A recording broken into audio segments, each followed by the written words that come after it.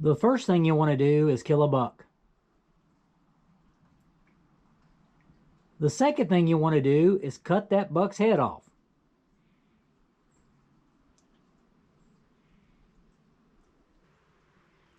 All right, the third thing you're going to do is skin all the hide off the face of the buck. You want to get all the hide off, especially up close to the base of, at the base of the antlers. Try to get as much of that off. Just take the edge of your knife and get up underneath there real good and get as much of that as you can. You definitely want to take the tongue out. The tongue is really tough. You don't want to leave that up in there because the boiler has a hard time with it. A lot of people will go ahead and take the eyes out. I don't, because the eyes are soft tissue. It's one of the first things to go in the boiler. But you definitely want to skin as much meat as you can off of the face, and definitely all the hide, especially as close to the base of the antlers as you can. The fourth thing you want to do is get you some kind of boiling mechanism. Actually, you don't want the head to be at a complete boil. That's why I like, and I'm not endorsed by anyone, but I like the buck boiler. I think I still have I like a buck boiler. I've been using them for years. I have 2 of them. So what I love about them is they don't do a rolling boil. A rolling boil can really degrade the bone. It can soften the bone. It can make the bone later on, when it dries out, become brittle. It just degrades it, so and weakens it. So you don't want it to come to a rolling boil. You don't want to just, I mean, they call it a buck boiler, but it doesn't do a rolling boil. Especially when you're running it in cold weather, it just doesn't get there. Even if you're using a regular bucket and a heating element like this right here, you can get those from hardware stores. Even if you're using a heating element in a, and that's a big, nice one right there, in a bucket, a 5-gallon bucket, that thing, the maximum it'll get is 180 degrees. Again, if you're running it out in 30-degree temperatures, it's just not going to get there.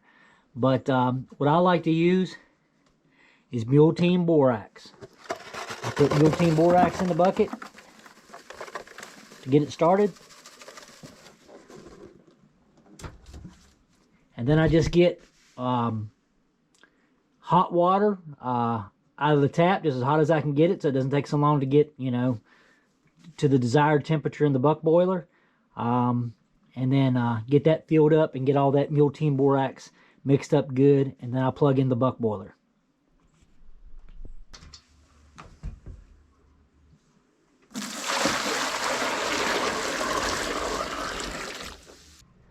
All right, the 5th step, you're going to need some cling wrap and some duct tape.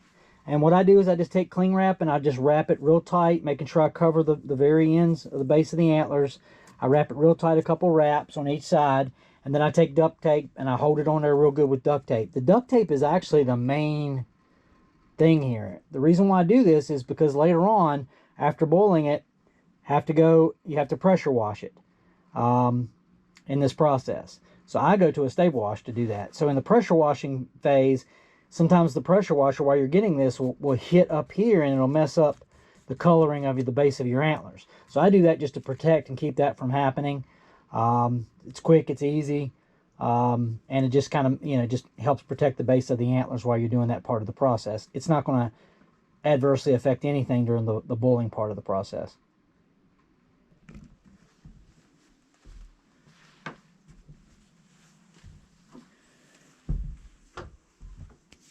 All right, something I forgot to say, I want to make sure you just don't want that duct tape to touch the antler. You just want it on the cling wrap. It's just to hold, the cling wrap is there to protect. You don't want that glue from the duct tape on your antlers. So what I do is I submerge in the buck boiler. Try to get it, how you want it to be able to do the next, make them water. And then I pour the water as needed. See if I have enough to get all the way up. Pretty close. Pretty close. Alright, so I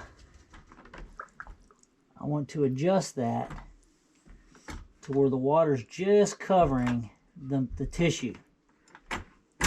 See if I can get it.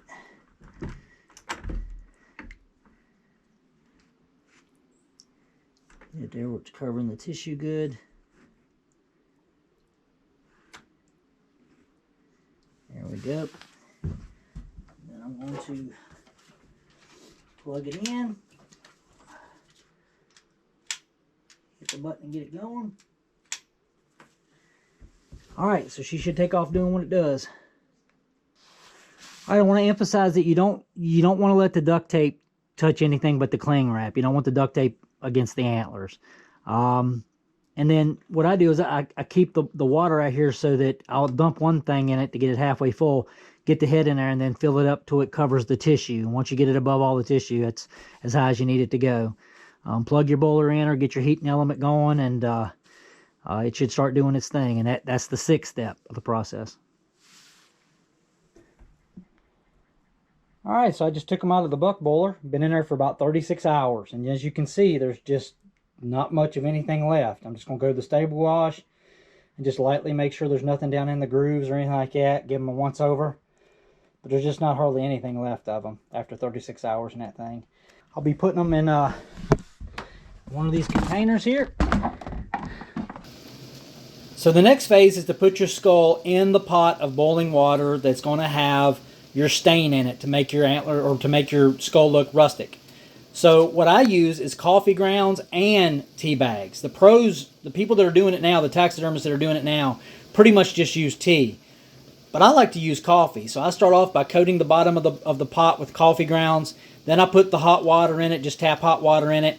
And then when I put it on the stove, I start placing all the way around the lip tea bags as I'm bringing it to boil. Once I get it to boil, then I go ahead and remove the tea bags because I don't want the strings and such to get tangled up in my antlers and my skull. So I remove the tea bags. But I use a lot. They're very cheap, and I use the black tea bags. And for each skull, the one I've done and the one I'm doing now, I'd use half of a row. So you know, all the way around, I would use the tea packs because you want the solution to be dark to get the bone to go dark. So I'll boil this for about an hour to an hour and a half. That's what I did with my 6-pointer, and it come out great. I'll be showing that to you. So about an hour to an hour and a half with the coffee grounds and the black tea packs, and you should be good to go. So this is the finished product. This is after the drying out process. This is the 6-pointer I killed during early muzzleloader this year. A buck that I called Blade 6, or just Blade, and that's because he's got such a bladed antler right here. I love a big 6-pointer, and this is maybe the biggest I've ever killed. I have another one that's just much wider that I also killed during muzzleloader season about 10 years ago. But anyway, this is definitely the darkest antlered buck that I've ever harvested. So I wanted to do something different with it, so I decided to try this rustic method, and it came out so good.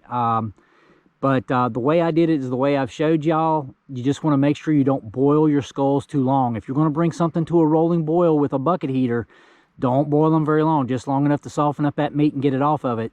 If you're using detergent in the bucket, then that'll pull all those oils out of the skull, and then your skull can get brittle, dry and brittle, and you don't want that to happen. So you definitely don't want to do that. Just, you know, if you're using a buck boiler, yeah, you can go for, you know, a day and a half to 3 days because it doesn't come to a rolling boil. But if you're using a bucket heater, you don't want to go quite that long. I just want to make sure that part of it was clear. But yeah, another technique that's becoming real popular is people to torch the skulls to get this look. It gives like a leathery look to it. It blackens the edges and stuff on it. I am very interested in that technique. I'll probably be trying that next year if I'm lucky enough to harvest some deer, and or a buck worthy of going on the wall, I should say. So yeah, it's definitely something. And another one of my buddies, the one I took it, killed a 9-pointer this year. He's gonna be doing his 9-pointer the same way. It was his brother. He tagged out this year with a couple bucks and did one of his bucks and just come out so good. But I'm super happy with how this come out. This is certainly going to be one of my favorite pieces of decoration in the living room. I plan on putting this on our mantle. We have a really thick, heavy wooden mantle above our fireplace, but it doesn't have a lot of space because the mantle is so thick. It doesn't have a lot of space between the top of the mantle and the ceiling. And this thing is just a perfect size deer to be able to do that. So that's where I'll be putting them. And just to kind of show you, he needs a little touch up here. He's got a little bit of fat deposits and such down in here. I'll just take a toothbrush and just mile with some hot water and kind of get that off there. Just be real gentle with it. Then he's pretty much going to go on the mantle, and that'll be the end of it. But if you guys decide to use this method, you know, I wish you the best of luck. Just make sure you don't boil them too long. You don't want them to fall apart on you or bust up on you. Just long enough to get the meat off of them. And also, whenever you take them out of the boiling water, don't think that what it looks like then, when you take it out of the tannic water, the stained water, when you take it out of that water, don't think that's what it's going to look like. Because this buck didn't look like that. When it dried is when it got darker in color. Just know that when it dries is when it really starts to darken up and present itself for what it's going to be. It's a lot lighter when you first take it out of the water. Now, if you take it out of the water and it's really dark, it's going to get darker as it dries. But so you might want to, you know, rinse it really good. But anyway, I wish you guys the best of luck. I appreciate y'all watching the video. Until next time.